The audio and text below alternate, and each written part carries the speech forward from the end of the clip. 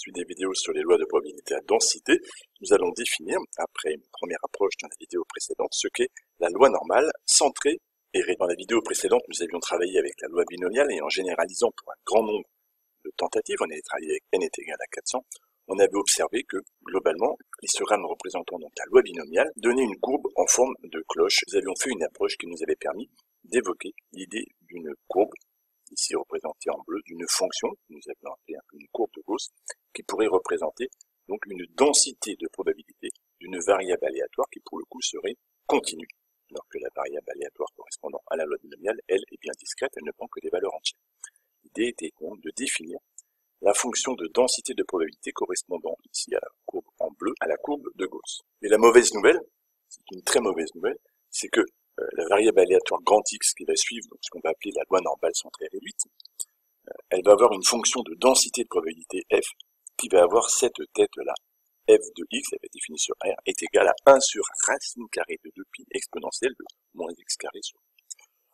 Là, évidemment, quand on voit la tête de cette fonction-là, on se dit qu'on n'est pas sorti de l'auberge. Cette fonction de densité de probabilité est très peu sympathique. Comme ça. On voit pas ce que la racine carrée de 2pi vient faire en dessous. Une exponentielle avec moins x carré sur 2. L'ensemble de l'expression de cette fonction fait plutôt peur. Et la variable aléatoire a donc une fonction de densité de probabilité qui est difficile. Et quelque part, c'est un mal pour un bien, puisque cette fonction de densité de probabilité est tellement difficile que finalement, cette expression ne va pas être à connaître par cœur. Elle ne va pas être à connaître par cœur parce que, en fait, on ne sait pas faire de calcul intégral à partir de cette fonction-là. On ne sait pas trouver de primitive à cette fonction-là. Et contrairement à la loi uniforme, où nous pouvions faire tout un tas de calculs, parce que la loi uniforme avait une fonction de densité de probabilité très simple, une constante. Là, la fonction de densité de probabilité, c'est exactement le cas contraire, et très difficile. Du coup, on ne pourra pas calculer de primitive, du coup, on ne pourra pas calculer l'intégrale entre a et b de cette fonction-là à la main, et donc du coup, on utilisera la calculatrice pour faire tout un tas de calculs, ou alors des propriétés graphiques de la courbe. On aura donc deux stratégies pour travailler, pour calculer les probabilités avec la variable aléatoire qui suit la loi normale centrée réduite, soit la calculatrice, soit des propriétés graphiques, mais certainement pas du calcul. Cela nous dépasse complètement. La première chose à un petit peu voir, ce sont quelques propriétés graphiques qui vont être très sympathiques. Il y a deux choses à retenir de la représentation graphique de la fonction de densité f, c'est qu'elle a un sommet en 0, 1 sur racine carrée de pi qui vaut environ 0,4. Ça vaut le coup de l'avoir en tête, pas précisément, mais à la louche quand même 0,4.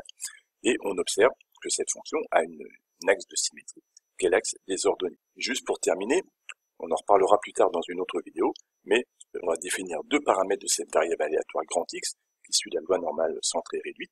On va définir son espérance, E de grand X. L'espérance est la valeur moyenne. Alors si on a compris ce que c'est que la valeur moyenne, regardez voir, les valeurs de grand X, elles courent donc sur l'axe des abscisses, elle est définie sur tout R. Ben, quelle va être la valeur moyenne? Comme la courbe est complètement symétrique par rapport à l'axe des ordonnées, la valeur moyenne va être 0. Donc l'espérance de X est nécessairement égale à 0. Et on va définir l'écart type, on en parlera dans une autre vidéo plus tard, peu importe pourquoi pour l'instant, sigma de X, on dit sigma cette petite lettre Y, sigma de X est égal à 1. On n'en parle pas pour l'instant, c'est un paramètre essentiel, mais pour l'instant, dans cette loi normale centrée réduite, je préfère ne pas en parler, cela sera abordé dans les vidéos suivantes.